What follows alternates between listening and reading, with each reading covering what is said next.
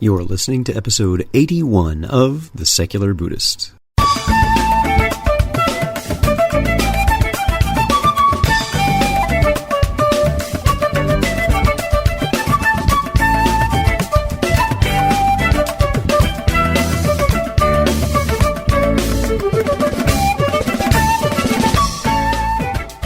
Welcome to The Secular Buddhist. I'm Ted Meissner. The Secular Buddhist is the podcast and website for modern, secular application of early Buddhist thought.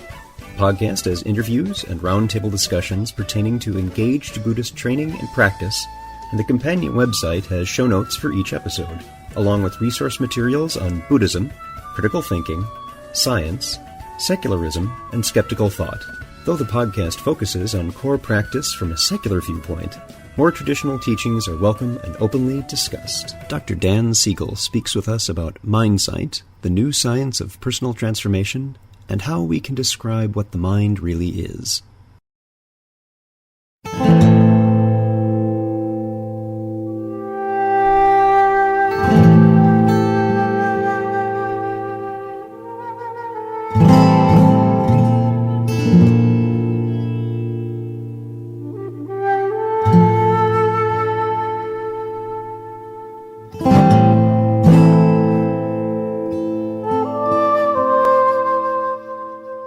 When we say mind is not simply limited to the body, that is often inaccurately perceived as a dichotomy between mind and body, that there is a separate mind from the body in a supernatural sense. What is really meant is the very real, pragmatic, and naturalistic understanding that what our mind drives, the processing that is us, has real-world effects in every interaction in which we engage. Our thoughts turn into actions, turn into encounters with others, extending their potency well outside of this fathom-long body. Our relations really are part of our mind. Dr. Daniel J. Siegel received his medical degree from Harvard University and completed his postdoctorate medical education at UCLA with training in pediatrics and child, adolescent, and adult psychiatry. He served as the National Institute of Mental Health Research Fellow at UCLA, studying family interactions with an emphasis on how attachment experiences influence emotions, behavior, autobiographical memory, and narrative. Dr. Siegel is currently clinical professor of psychiatry at the UCLA School of Medicine, where he is on the faculty of the Center for Culture, Brain, and Development, and the co-director of the Mindful Awareness Research Center. He is a distinguished fellow of the American Psychiatric Association and is the executive director of the Mindsight Institute. His latest professional text, The Mindful Therapist, A Clinician's Guide to Mindsight and Neural Integration, explores the application of focusing techniques for the clinician's own development, as well as their clients' development of mindsight and neural integration. So, sit back, relax, and have a nice Pepsi throwback. And our guest today is Dr. Dan Siegel. Dan, thank you so much for being here. A pleasure to be here with you. So what I'd like you to do is, if you would please chat a little bit to start with about your background and how you started studying the mind. Sure. Well, I started, Ted, as a young child when I was a baby, studying, I think, how my family was interacting with each other, and as we all do. Yes. And when I found myself in school, I found there were kids all around, and they were fascinating to me. And I think always I've been just very interested in understanding and connecting to other people and, how we kind of create our different worlds. So when I entered college, eventually I studied biochemistry, actually, and wanted to know kind of how the deepest mechanisms of our chemical reactions in our bodies somehow kept us alive. And while I was actually studying salmon and salmon fishing, how the salmon could move from freshwater to saltwater. At night, I would work in the suicide prevention service and was taught that, when you have someone in distress on the phone, how they respond to what you say, and the way you say what you say with the intention and the feeling can make the difference between, if someone decides to stay alive or actually takes their life. So that contrast between, studying enzymes during the day that let fish live and communication between people that allowed people to live really struck me as some deep way where the mind sort of was playing in this world of the body and the world of our relationships. And from that time onward in college, I kind of just became very passionate about trying to look at our subjective inner mental lives as being some kind of emergent something that arose from the way we connected with each other in relationships and the way things like the brain function. So when I was in medical school, there was so little of that effort to respect the subjective world of our mental lives that I dropped out of school. I actually thought I'd become a salmon fisherman and went traveling all across Canada. Really, Ted. I mean, I was believe it. I believe it. Wandering around. And it's a long story, but the short version is, after lots of things happened that year, I decided to go back and try out psychiatry. But I must confess that psychiatry, when I was in medical school, was very at war with itself. The people in community psychiatry versus people in descriptive psychiatry or psychoanalytic psychiatry, or and so I decided to go into pediatrics. Because it's an easier route. Yes, it was. And it seemed more, a field that was more kind of together, literally together. So, but when I was in pediatrics, I couldn't stop, really being concerned about the meaning of illness for the families and the meaning for the child, and what was really going on in an adolescent as they made that amazing transition between childhood into adulthood. And so I decided to transfer into psychiatry and, trained in adult and child and adolescent psychiatry. But then I became a researcher studying how relationships shape the development of the mind. And that's a field called attachment research. So I had a National Institute of Mental Health fellowship to study that. And after that, the department I was in asked me to be the training director in child psychiatry. And I guess it was at that moment in 1991, the beginning of the decade of the brain, that I think I realized that there was some very strange phenomenon going on in the field of mental health, and specifically in my field in psychiatry, where no one was saying what the mind was. Yeah.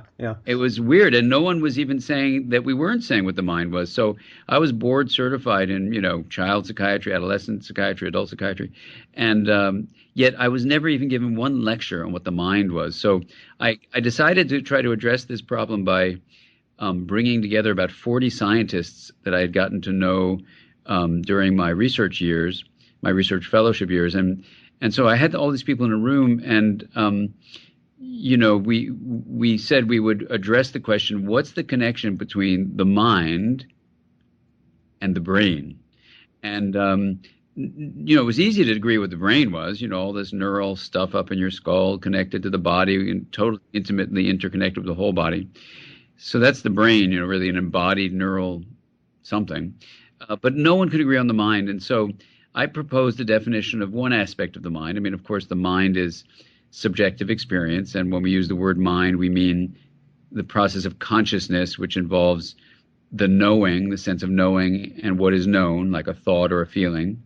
And then, the next thing that happened was we came to this idea that what I proposed to them was that the mind could be seen as this embodied and relational process that regulated the flow of energy and information.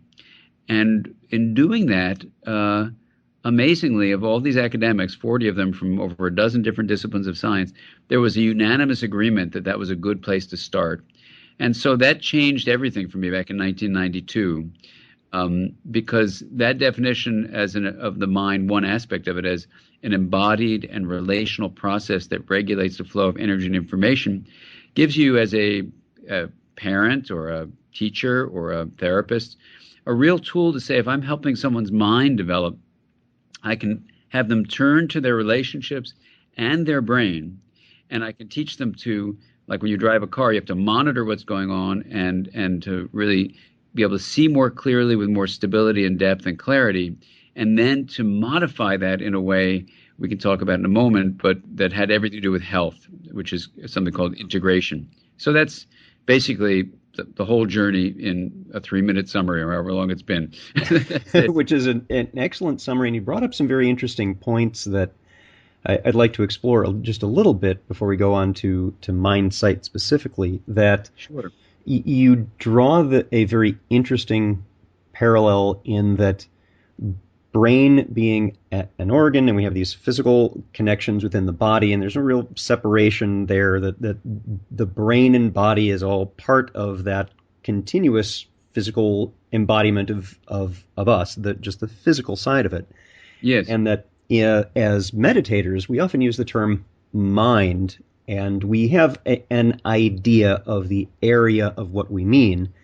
But it's sometimes very challenging for people we speak to who ask, "Well, do you mean brain, or do you mean, what do you mean by that?" And you drew an interesting conclusion there, and it was interesting to hear that you had you had scientists agreeing to this idea that we're talking about a more comprehensive thing than just brain. It's more than that. It's more than just brain-body connection. It is an ongoing process. So exactly. That was wonderful to hear about. Yeah, and Ted, I think you're articulating it so beautifully. And this is a really, really tough but important question, because, there is a kind of perspective that in all sorts of fields that says, first of all, the mind should not be defined. There's a stance like that, and at this point, I've asked 100,000, literally, I'm not exaggerating, 100,000 mental health professionals all around this planet from every discipline of mental health, face to face. I've asked them face to face, in large groups that I teach, and about 2 to 5% is the range, closer to 2, but we'll be generous, say 2 to 5%, have ever gotten a single lecture defining what the mind is. So well over 95% of 100,000 therapists that I've asked have never, ever had a lecture on what the mind is. Wow. And to me, this says two things. First and foremost, I think there's a tremendous opportunity for education in our therapists in that. And second, that my goodness, how are they actually doing therapy without a more comprehensive view of what makes up the person, the ongoing processes that make up us? Well, exactly. And if you say the word psychotherapist, you're saying a therapist of the mind. And for me, I was really embarrassed to be saying I was a psychotherapist when in all of my training, all the years and years of my training, I never got one lecture on what the mind is. And here's the strange thing. I've now asked 4,000 educators, K through 12, kindergarten through 12th grade, and it's the same percentage, amazingly. I was just with 350 of them the other day. No, seriously. Yeah. It's just amazing. And, it's always about 2 to 5%. And then it turns out in the field of psychology, and I guess, there is no definition of the mind. In the field of psychiatry, there is no definition of the mind. The field of education, there's no definition of the mind. The field of cognitive neuroscience, there's no definition of the mind, except that it's the activity of the brain, which is a stance we can talk about. Yeah, I would say a woefully inadequate definition. It really is. And even in the field of cognitive neuroscience, there is no definition of mind. So, it's not just that educators and mental health professionals are unusual. It turns out no one has a definition of mind. So this aspect of mind, the way to think about it is when a system is open to things outside of itself, so it's called open, and when it's capable of chaotic behavior, like certainly a human life is, we call that a complex system. That's just the definition. It's nonlinear, meaning small inputs lead to large and unpredictable outputs, just like our lives. But it's also has a emergent thing that arises from it, self-organizing process that shapes and regulates how the system moves over time. So to put it really, in this complexity terms, what I'm saying is that one aspect of mind, maybe even all of the mind, but let's just stick with one aspect of mind, maybe subjectivity is something else, maybe consciousness is something else. That's another question. But A big one one. aspect, it's a big one, and we won't even go there yet. But one aspect of the mind is a self-organizing, emergent process that arises from the system. Now, what the system is, and this is what brings us to being solidly on scientific ground, but really doing what's called consilience. In the field I work in, interpersonal neurobiology, we try to base everything we do on all the sciences, not just one science. And here, basically, we're saying the system of the mind is not limited to the body, that its energy and information flow patterns, as they're shared between people, just like between me and you, Ted, right now, and between the two of us and everyone listening to this this program, and that's part of the system, but the other part is the body. That, in fact, energy and information flow through, especially the neural part of the body. We'll just call it brain, but we always mean the whole body as it processes information and energy flow. So once you take a step back and say, the system of the mind is not just the thing in the skull, that's for sure, and it's not even just the body, because our mental lives are always influenced by our relationships, then you kind of get a different view that the system cannot be reduced to just brain firing. Mm-hmm. And it doesn't make any sense. It doesn't at all. And I'm glad to hear you say that it is something that is even beyond the body. And sometimes people will latch on to that as so there can be a separation of self from body. And we're like, no. We don't mean anything that's outside of the natural world. We just mean how our interactions impact one another, how our environment and our relationships affect how our bodies respond, how our brains respond, and how that overall processing we refer to as mind responds and can contribute. Totally. I mean, that's exactly the way to say it. And because people do exactly what you're saying, they go, oh, it's a disembodied mind. No, we're saying the mind is both embodied and relational.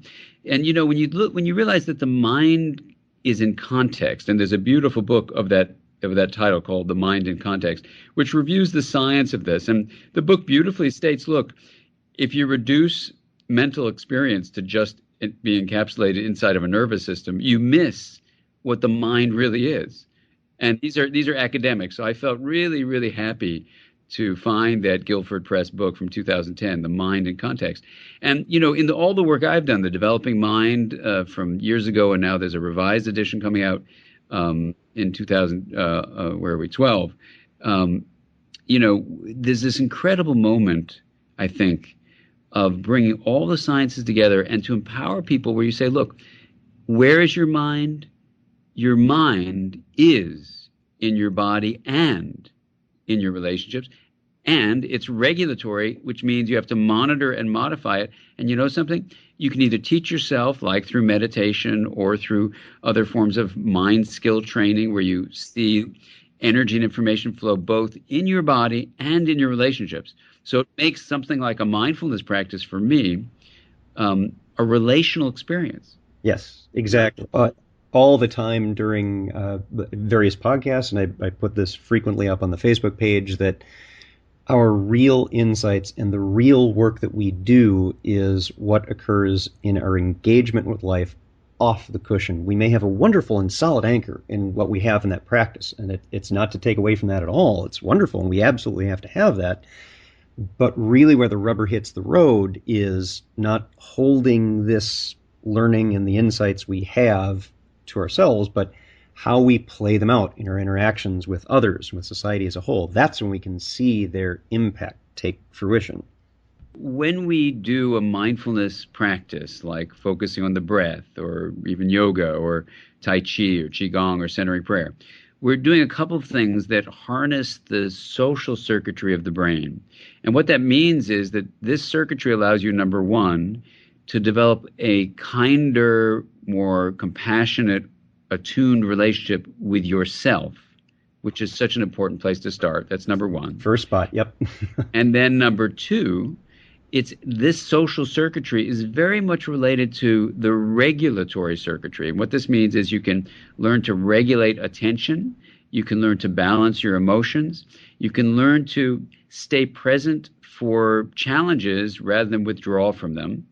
And you can also learn to be more empathic, to actually hold within the space of awareness another person's suffering, let's say, and not run away from it.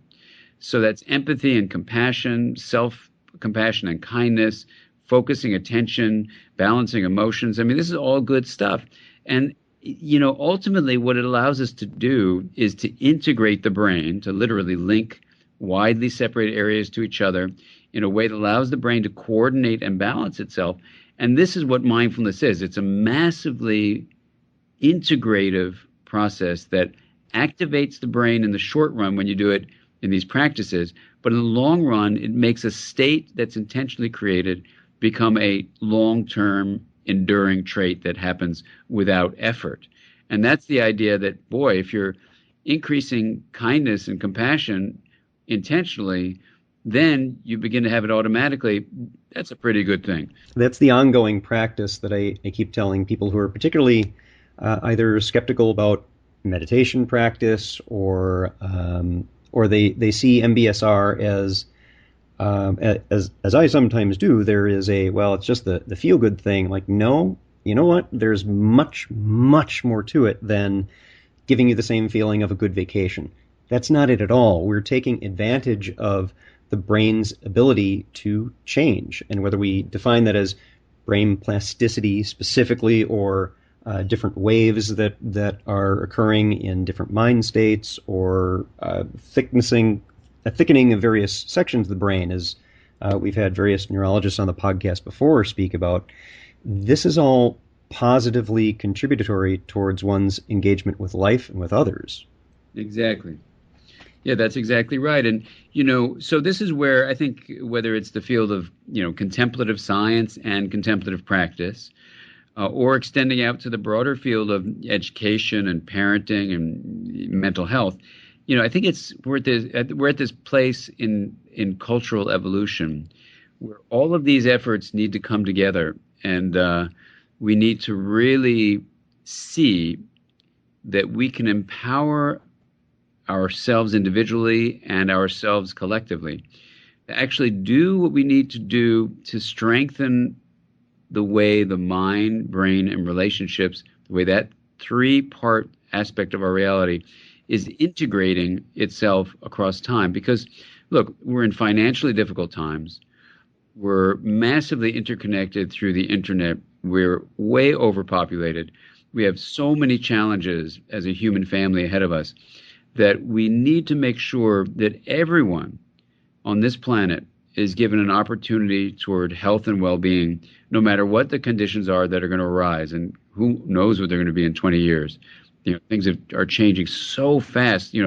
15 years ago, if you had predicted the things that are part of our day-to-day realities now, countries going bankrupt, people really suffering so much from the different kinds of either human-inflicted or weather-inflicted disasters. I mean, we are in a state of massive assault to a sense of peace and being at ease. So what we need to do is remind ourselves as a human family that we can take care of one another, that we can offer basically these skills that don't cost anything. These are not high-tech things. You got to supply everyone with a $500 this or that. These are ways of approaching your mind. You're focusing your attention, and I think we can do it. I think as a species, we're incredibly innovative and creative, and if we awaken our minds to the importance of all these things that we're talking about today, Ted, I really think we can do it. But it's going to be a grassroots effort that if people start to understand what's at stake and understand what the mechanisms are to increase people's well-being, I think we can do it. I really think together we can make this happen. Absolutely, and you're singing my song, because part of the effort of this podcast is to support and grow that grassroots effort to exactly what you're talking about, which is this growing of our positive interrelationships.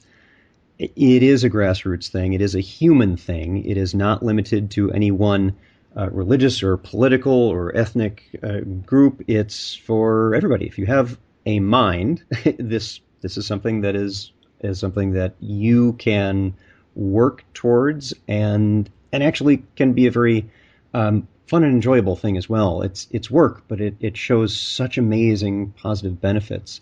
I wanted to go Absolutely. into, you had mentioned a few minutes ago the book Mind in Context. And Yes. for people listening to the podcast, I do want to remind them that the episode page for this episode, of course, will have links to all of the books that we're talking about here, as well as there are a couple of websites. I'll repeat these later, but I wanted to give them now. Dan, for your site, it's drdansiegel.com. That's DRDANSIEGEL.com.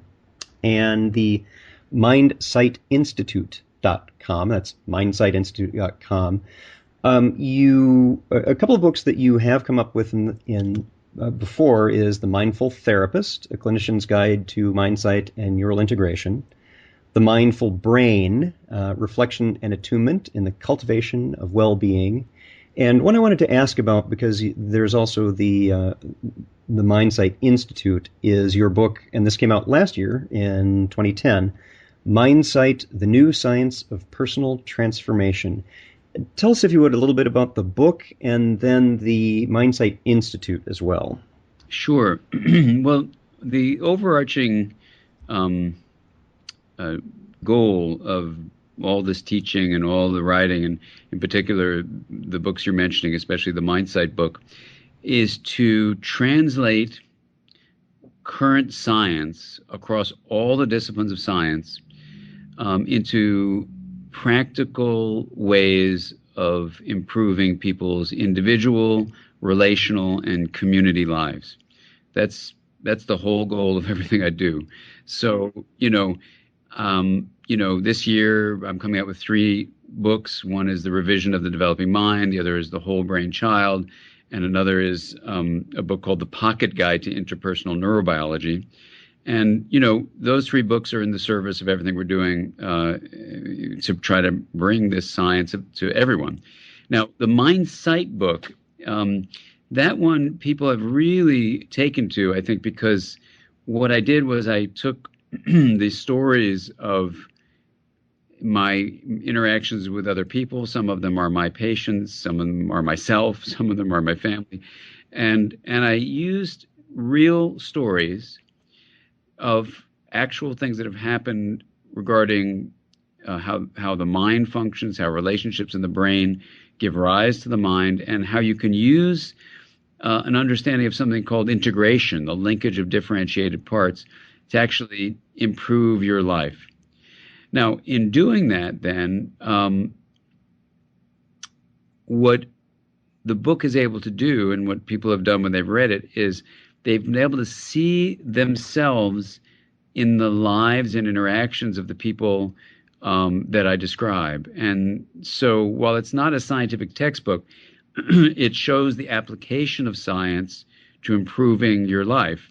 And so it's been a very rewarding experience as a person in this field to, have people I've never met just read the book, and then either when I see them in person somewhere or getting emails from them about how it's transformed their lives, it's just, I can't even put words to how rewarding that feels. So that's what that book is. It really, because of neuroplasticity and because of this view of relationships and the brain giving rise to the mind, it allows you to actually use your focus of attention to improve your relationships and change literally the functioning and structure of your brain. And that's the nice thing about this ongoing practice, is that we are literally changing our minds. That is a choice that we get to make moment by moment. And it's nice to see that there is a very naturalistic scientific approach to doing that we don't have to use a particular historical approach. We can use contemporary ones, scientific ones, and they're still every bit as effective for what we want to do. That's right. Absolutely. So tell me about the Mindsight Institute itself and some of the things I know on the website is very robust. Why don't you tell us a little bit about what you have out there? Sure. Well, the field that emerged back in the 90s when I was working with all these scientists and trying to find a way to articulate the mind and how the relationships in the brain give rise to it, is this field called interpersonal neurobiology. And so basically, the home of interpersonal neurobiology is the Mindsight Institute. And so from this institute here, where I work, we do a couple of things. We oversee the Norton series on interpersonal neurobiology, which I founded 10 years ago. And we have now about 24 textbooks available for professionals to translate science for their practical use. We have an online program where you can take 8-week courses or take a year-long course, or even if you want to sign up for a 3-year program. So we have an extensive way for people all around the planet to be involved in an ongoing community about Mindsight and about promoting more kindness and compassion in the world. And we have people on 6 different continents who will be in conversation with each other. We just can't seem to find any penguins to join in, so we can't get the 7th continent. But Ted, if you know of any, please send them our way. I might be able to find some penguins for you. Please. Challenge accepted. Good. Well, we look forward to hearing from them. And, it's incredible, with the internet the way it is going, the speed of light with fiber optics, you can have literally a conversation without a lag. Just like you and I are having here, you can have someone, I can have someone in Australia speaking to someone in Thailand, speaking to someone in Iran, speaking to someone in South Africa. We're all communicating without a lag because of the speed of light, it being how fast things are going. So when I say a global conversation, I'm not just like speaking in extremes. I mean, literally, we're trying to awaken the mind of our common human family all around the planet. And it's going to be a grassroots effort. The Mindsight Institute is all about trying to make a positive impact through empowering the individual to join with the community in creating these important changes that come from really an awakened mind. So we have that, and then we have if you go to the website, you'll see, in addition to our online courses and community involvement, we have a number of different things you can get for free. You can be involved in reflective practices, the breath awareness, wheel of awareness practice are things people enjoy. We have audio programs. We have audio visual programs. We've got, all sorts of ways of getting involved with ongoing study.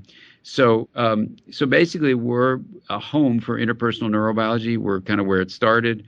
We have this program, and we welcome people to get involved in whatever you're doing, whether you're in parenting or community work, organizational work, work with, clinical work, schools, contemplative practice.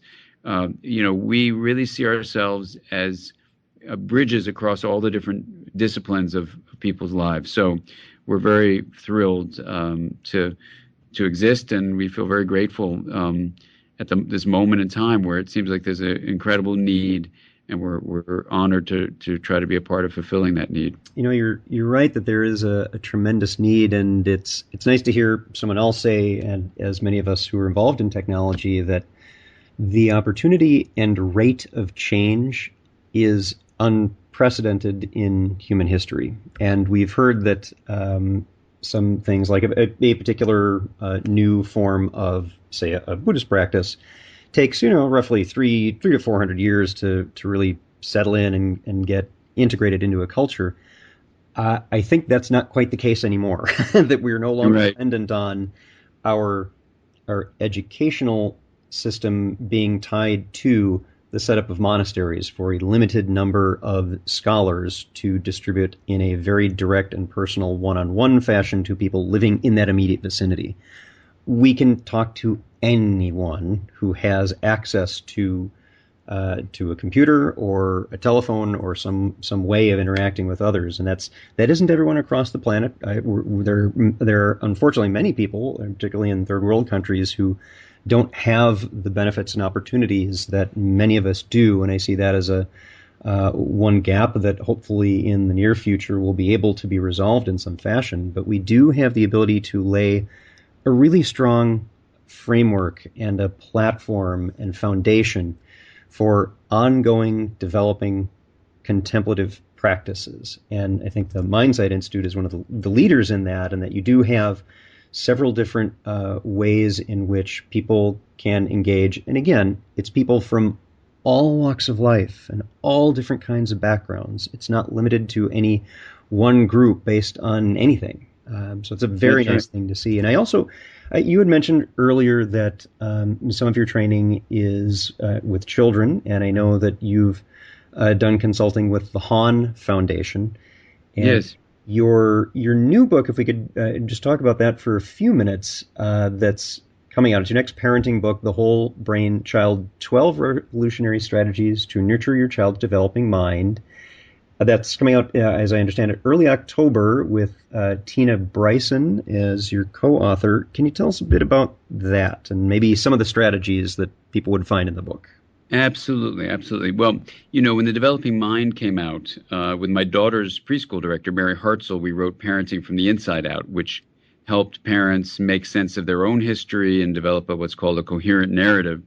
And that book has been really something people have treasured.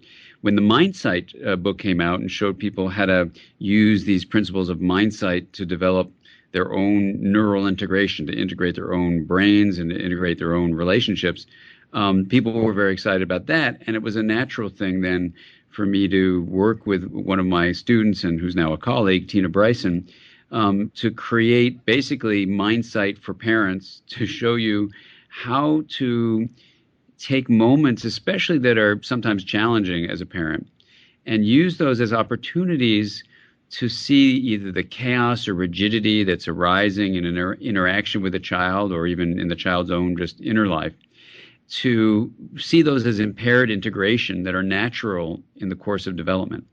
But when there's impaired integration, you get chaos or rigidity. And what that tells you as a parent, it's kind of like a call to action that, okay, now I have an opportunity as a parent to, let's say, look at how the left and right side of the brain are not working well together. Can I see how my child is filled with kind of logic and being linear in their thinking, so they're having a fit, when in fact they need to pull in some of their right hemisphere, more holistic, nonverbal, connecting kind of interactions. So what we do is we teach parents through a series of very story-inspired and filled with drawings and cartoons and stuff like that. So it's really easily accessible, and also what parents have told us so far in the preliminary review of it is that it's fun. And we know parents are tired and busy. We made it really accessible so you can see, how does the brain work? How do relationships work? Those two areas where the mind comes from. Then how do you integrate them? How do you know about the left and right side of the brain, for example? And so we have step-by-step instructions on what to do. For vertical integration, we teach people about what's called the downstairs brain, the brainstem and limbic area, and the upstairs brain, the cortex, and how you can actually use your wisdom as a parent, which we help people find inside of themselves, to actually see these difficult moments as actually wonderful moments to integrate, let's say, the downstairs brain with the upstairs brain, or different ways memory functions, or different ways relationships become full of chaos or rigidity. So there are a bunch of very accessible, as it says, 12 steps. We basically have a 12-step program. We have a 12 take-home message program, because you want it really digestible and accessible.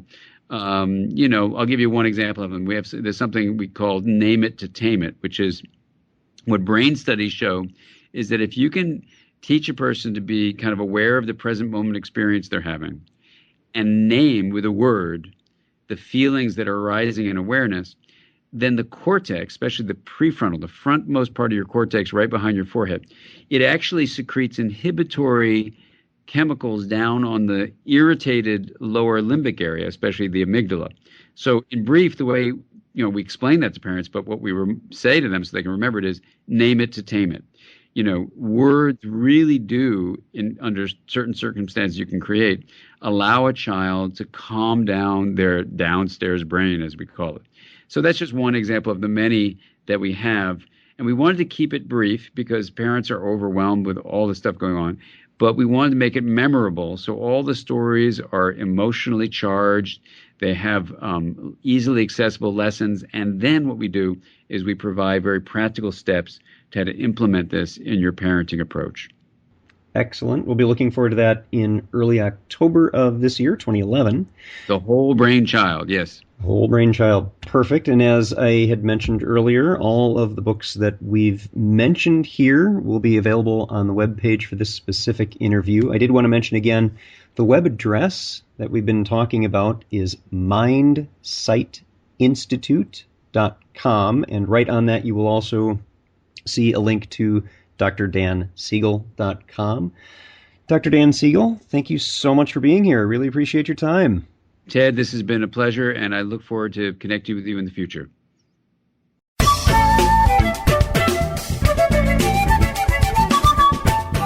Thanks for listening. If you'd like to learn more about something you've heard in today's podcast, please come visit the companion website at www.thesecularbuddhist.com, and you'll find an entire web page devoted to this and every episode. There are also links to discussions about today's topic on the Secular Buddhist Facebook fan page.